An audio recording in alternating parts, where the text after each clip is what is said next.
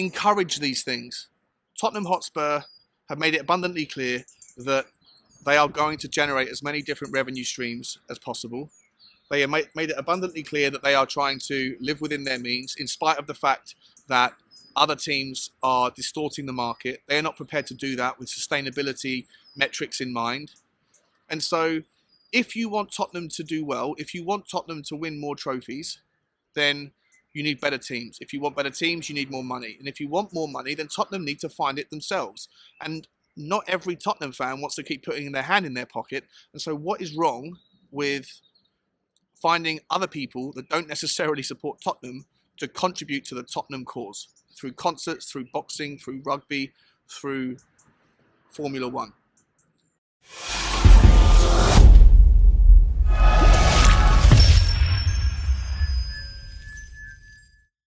Oh, morning, everybody. How are you? Welcome back to the Spurs Talk Show. I am Sean Butler. That's right, even though I look different because I shaved off the ridiculous rug and I know I now look like a beach ball until it grows back a little bit again. I'm still Sean Butler. She's still Bugsy Malone.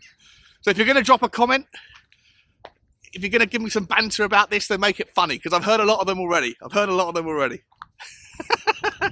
Whilst we're at it, guys, do drop the comment, hit the like button, hit the subscribe button, join the 50, I'm not sure what we're on now, 5,600 or something, maybe 5,700, I don't even know. But I'll tell you what, there's a hell of a lot of new names in the comments, new subscribers every single day. I want to say a massive hello to you all. Welcome to the channel. Welcome back to all the guys who've been around here for a little while. We hope, Bugsy and I hope, that you are all happy and healthy doing the things that you love. Guys, listen, I'm not going to spend time on this particular show talking about the Sheffield United game too much, because I did a little bit about that yesterday and haven't really got too much more to say. Anyway, moving on, guys, moving on. Two topics I want to talk about today. One of them is the Formula One deal. The other one is Jeff Vetere, the scout, who got himself in hot water. Let's start with Jeff Vetere. So it came out late last night that he has basically walked before he's been pushed. One of the South American scouts, apparently quite a senior scout. He was the Birmingham City director of football until 2018, and he left there. Previously, he's been a head scout at Newcastle and a high scout at Real Madrid. And he was on a scouting mission to South America, to Colombia. And the 57-year-old, who, by the way, it was only signed in September for Tottenham, still on probation.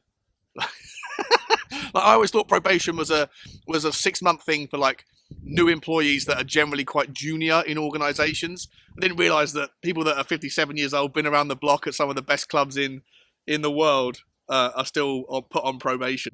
Anyway, so he goes there and he sits down and gives a TV interview with Win Sports TV. And he basically says that he's identified Kevin Meyer, a 22-year-old goalkeeper from Nacional, obviously a local Colombian team, as one of the club's key targets. And he basically said, "I see a goalkeeper who does not lack anything to cross the pond. We are looking because it is our task to see who the best youngsters are for international football. Taking advantage of my stay in Colombia, I took the opportunity to go there," talking about Nacional, "and meet a goalkeeper who is important to me. I think he's going to play for the national side soon. He has things for me. They are not normal for a boy of his age. I was surprised by his confidence and his handling of the ball." As soon as that got leaked, there was an internal audit that took place. And before that could even be concluded, he walked before he was sacked. Look, first and foremost, embarrassing. Two takeaways for me. One is, I think it's good to see that Tottenham are doing some due diligence, going out to places like Colombia and trying to find a goalkeeper. We've spoken about it on our channel on some of the live streams. I've certainly been a part of loads of live streams on other people's channels. And I hear loads of other channels talk about this as well on their live streams. You know, that there is like a lack of proof or evidence, I guess, that Tottenham's scouting network, you know, goes into those kind of necks of the woods, if you like, and finds those sorts of players that can come over and be the next gem, but cost relatively insignificant sums. So on the one hand, it's nice to see that we're doing it.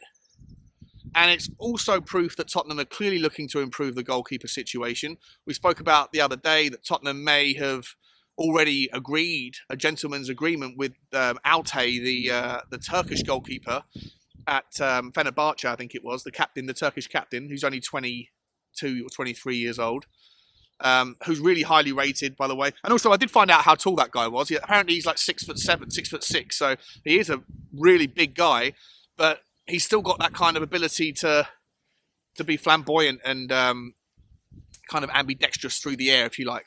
Anyway, moving back to the point I'm talking about. So it's good to see that we're in those areas. It's good to see that we're looking for new goalkeepers, because that's clearly an area we need to improve on.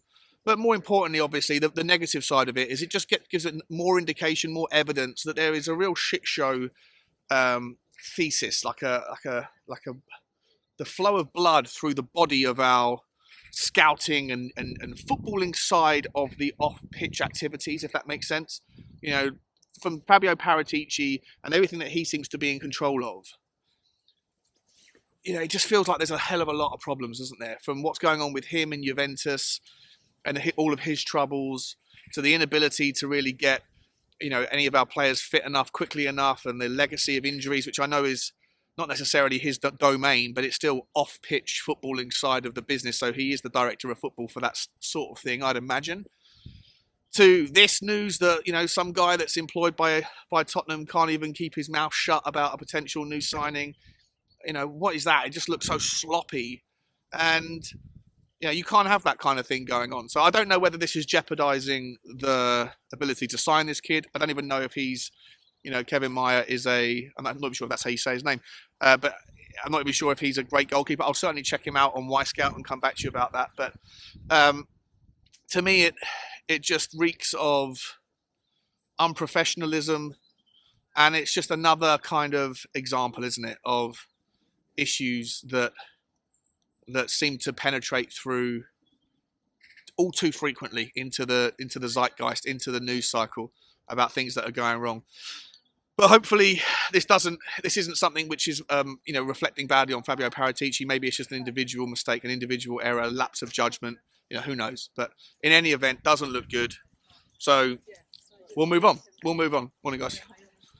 Second bit of news, guys, is this Formula One partnership, right? It was announced yesterday. Tottenham have agreed a 15-year strategic partnership with the Formula One, and that they're going to essentially install, I gather, it's either the world or it's Europe's largest indoor go-kart track under the south stand of the stadium, and it's going to be ready from like October or you know, the autumn of 2023.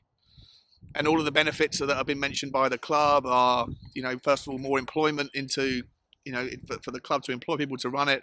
Obviously, it brings more people into the area on non-game days and should be a boon to the local community, local businesses, to the tune of 300 million quid a year.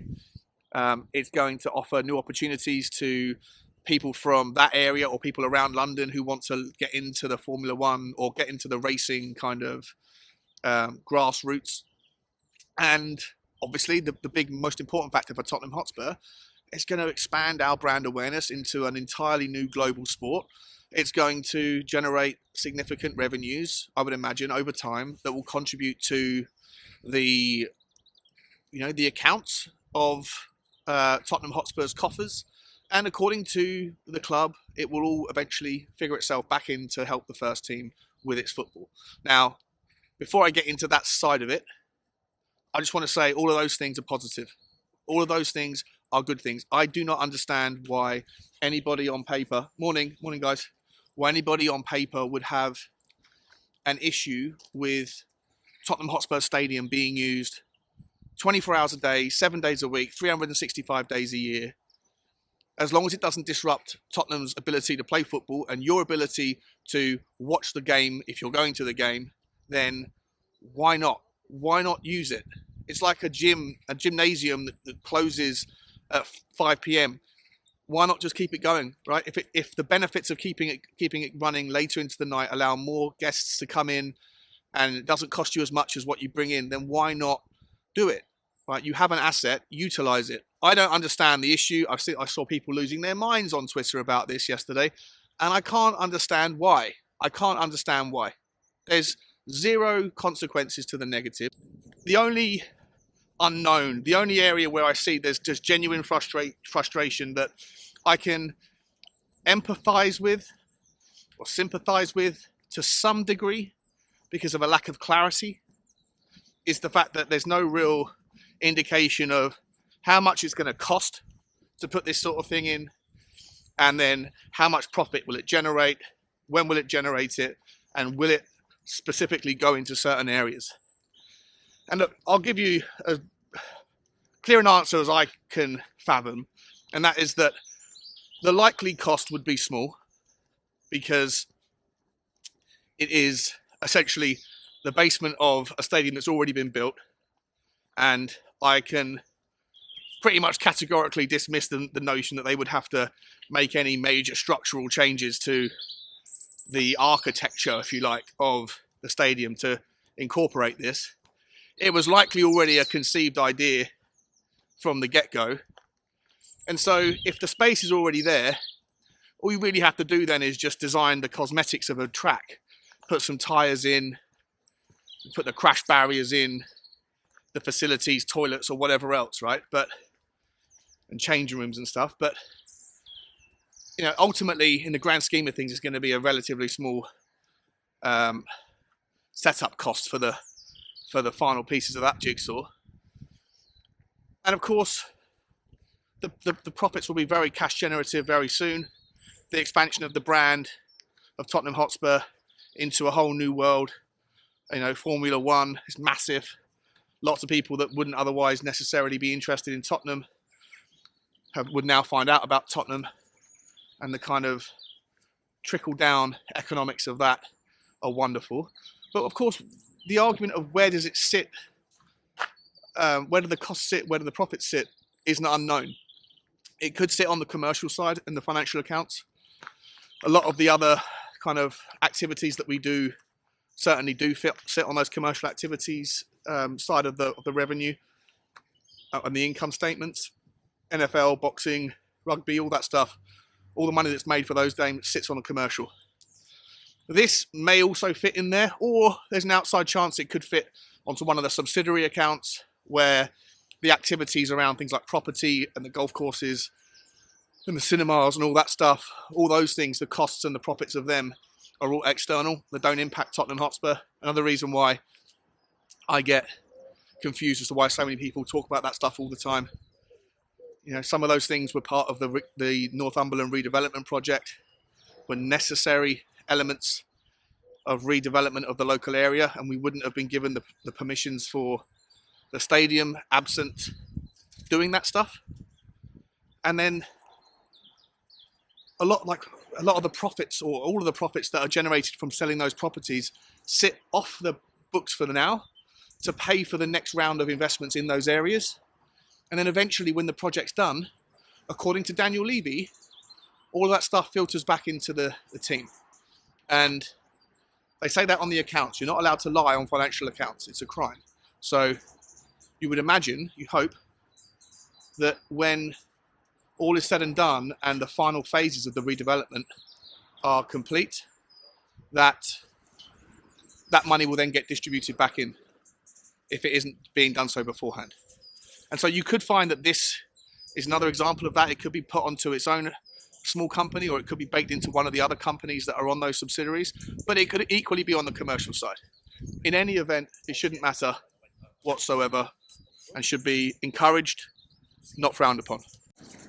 So yeah, to me, guys, it's, look, as I said before, encourage these things. Tottenham Hotspur have made it abundantly clear that they are going to generate as many different revenue streams as possible. They have made it abundantly clear that they are trying to live within their means, in spite of the fact that other teams are distorting the market. They are not prepared to do that with sustainability metrics in mind. And so if you want Tottenham to do well, if you want Tottenham to win more trophies, then you need better teams. If you want better teams, you need more money. And if you want more money, then Tottenham need to find it themselves. And not every Tottenham fan wants to keep putting their hand in their pocket. And so what is wrong with finding other people that don't necessarily support Tottenham to contribute to the Tottenham cause? through concerts, through boxing, through rugby, through Formula One. I encourage it. I think it's a brilliant idea.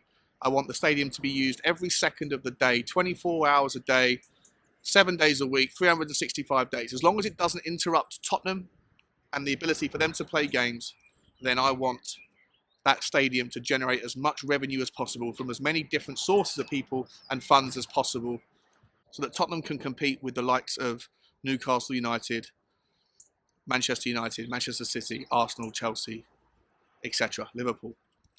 Right? In an ideal world, I don't want to have to go down the sugar daddy ownership. If that's the only way we can ever compete in the future, so be it. But until Daniel Levy and ENIC decide that they want to sell, these are the owners that we have. And so I am going to encourage them to do as much as they possibly can to generate as much revenue as they can, so that we can stay as competitive as we can within their remit, within their mandate.